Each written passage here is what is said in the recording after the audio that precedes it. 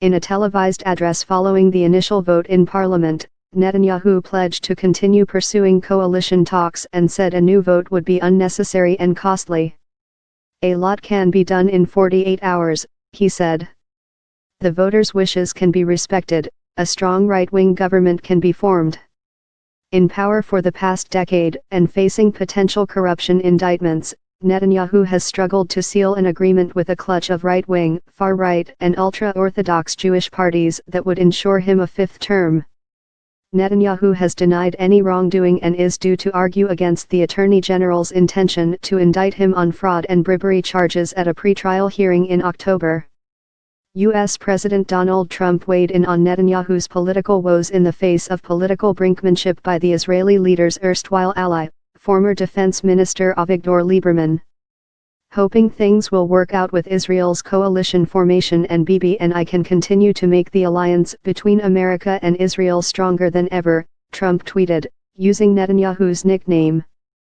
A lot more to do. Although a second national election in the same year, unprecedented for Israel, would pose new political risks for Netanyahu, it would preempt Rivlin from assigning coalition building to another legislator once Wednesday's deadline expires.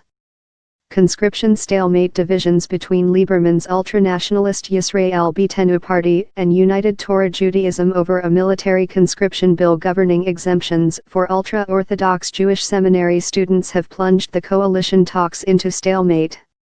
Likud took 35 of the legislature's 120 seats, the same number as its main rival, the centrist Blue and White Party, but had the pledged support of a bigger right-wing bloc.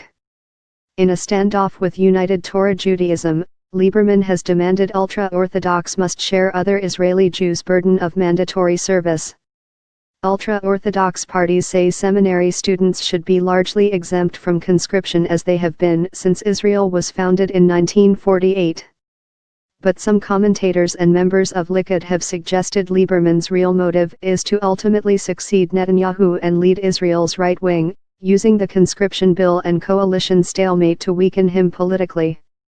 Avigdor Lieberman's only interest is to seize control of the national camp by toppling Netanyahu, Deputy Foreign Minister and Likud member Tzipi Hodovi-Eli told Army Radio. Lieberman, who resigned his defense post in Netanyahu's outgoing cabinet last November over policy towards the Palestinian enclave of Gaza, said he was acting only out of principle.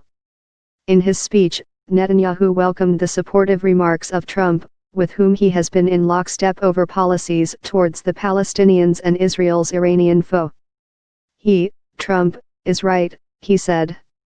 "We have an infinite number of things to do, security challenges, economic challenges." But Netanyahu said he had failed so far, including tonight, to persuade Lieberman to avoid an election.